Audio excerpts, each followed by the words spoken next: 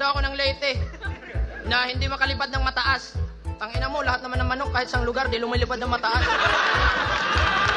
Tanga, kung makasigaw parang pinipilit mag Super Saiyan tapos si Yamcha pala siya. Magaling kang sumigaw, di ba? Dapat nagsha-shoutouts ka na lang. Tapos,